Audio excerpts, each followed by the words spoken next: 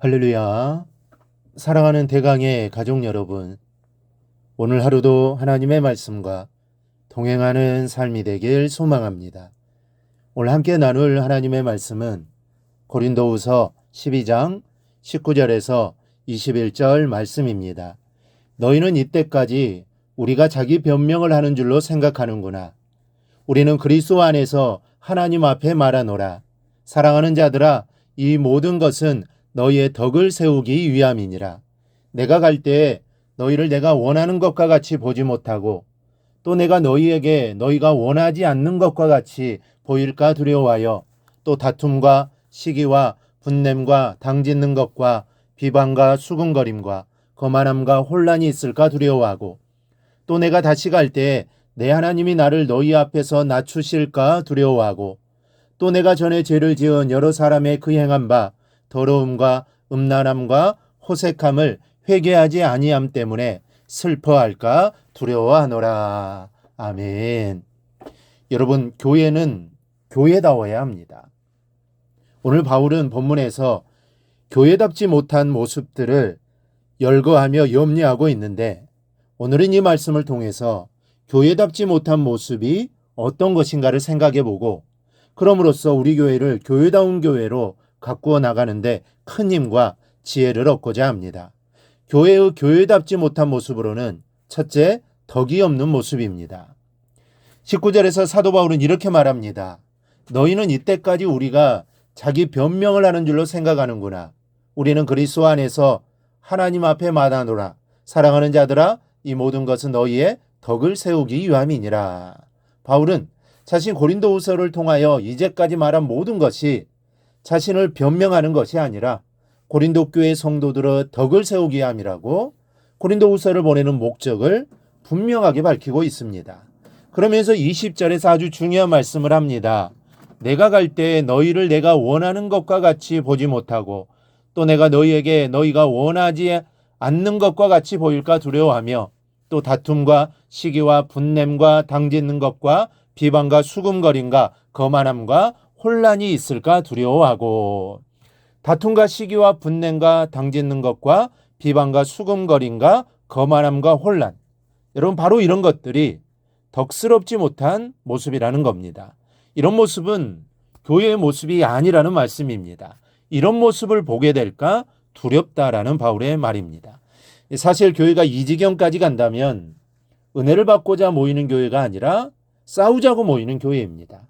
사랑을 나누자 하는 게 아니라 어떻게 해서든 상처를 내고 활키자는 교회입니다. 주님의 몸된 제단이 아니라 사탄의 놀이판이 된 곳이라고 해도 과언이 아닐 겁니다.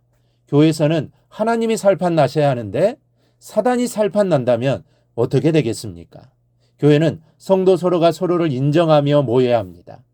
서로 사랑하는 마음으로 모여야 합니다. 왜냐하면 교회는 하나님께 대한 믿음만으로 이루어지는 곳이 아니기 때문입니다. 하나님께 예배만 드리고 끝나는 곳이 아닙니다. 만약 그렇다면 구약시대처럼 산꼭대기로 하나님을 만나러 가든지 제단이 있는 곳으로 자기 혼자 예물을 가지고 예배하러 가든지 해야 할 겁니다. 교회는 산꼭대기에 있는 것이 아니라 세상에 있습니다.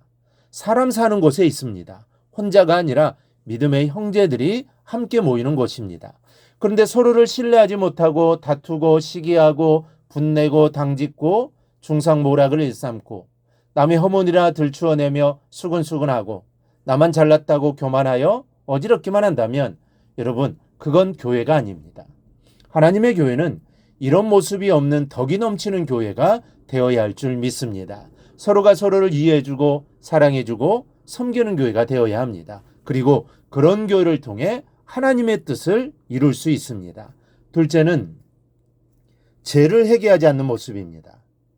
바울은 21절에서 이렇게 말합니다.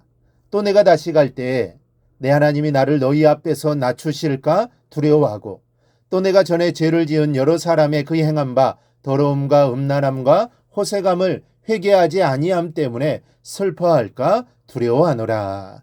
내 하나님이 나를 너희 앞에서 낮추실까 두려워한다는 것은 너희 때문에 내가 내 하나님께 부끄러움을 당하지는 않을까 걱정된다는 말입니다. 그런데 왜 걱정되느냐면 전에 책망한 음행을 여전히 회개하지 않고 있을까 봐 걱정된다는 것입니다.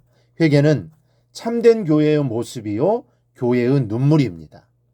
만약 눈에 눈물이 흐르지 않는다고 해보십시오. 먼지가 들어와도 티가 들어와도 눈물이 흐르지 않는다면 눈은 금방 중환병에 걸릴 것이고 시력을 잃게 되고 맙니다. 그래서 눈물을 흘려야 합니다. 항상 흘려야 눈이 건강합니다. 우리는 느끼지 못할지라도 우리의 눈에는 늘 눈물이 어려 있습니다. 눈꺼풀이 자신도 모르는 사이에 깜빡거리는 것도 먼지로 더럽혀진 눈을 눈물로 깨끗이 세정하기 위해서입니다. 그런데 우리에게는 회개의 눈물이 얼마나 흐르고 있습니까? 쉼 없이 흐르고 있습니까? 눈물이 마르지 않는 눈이 건강한 것처럼 회개가 마르지 않는 교회가 건강하고 회개를 멈추지 않는 성도의 영혼이 강건한 겁니다. 교회는 성도에게는 회개가 있어야 합니다. 저희 여러분의 영혼에 회개가 강같이 흐르기를 바랍니다. 우리 교회 성도들의 회개의 눈물이 강물같이 흘러가 넘치기를 바랍니다. 그래 지금은 부족할지라도 지금은 부끄러운 모습일지라도 우리의 이런 모습이 변하여 하나님 앞에 온전한 모습의 성도, 온전한 모습의 교회가 되어지기를 소망합니다. 여러분 교회는 서로 사랑해야 합니다. 그리고 서로 신뢰해야 합니다. 서로 믿어주어야 합니다. 우리는 주님 안에서 한 형제요 자매입니다. 가족보다 더 끈끈한 예수의 피로 하나가 되었습니다. 그러니 오늘 사도 바울이 언급한 그러한 모습이 우리 교회에 있어야 할 줄 믿습니다. 정말 사랑으로 믿어주는 모습이 되어야 할 줄 믿습니다. 그리고 잘못한 것이 있을 때는 서로 용서하며 하나님께는 회개해야 합니다. 용서함이 없는 교회는 하나님이 기뻐하시는 교회가 아닙니다. 왜냐하면 우리 모두도 다 용서받은 자들이기 때문입니다. 그래서 서로 용서해주고 사랑해 주어야 합니다. 이렇게 해서 교회의 덕을 세우고 하나님의 영광을 드러내는 저와 여러분이 되고 또 우리 교회가 되기를 주님의 이름으로 축원합니다. 오늘 묵상한 말씀을 굳게 잡고 삶으로 실천하며 살아내는 대강의 모든 성도들이 되기를 축복합니다.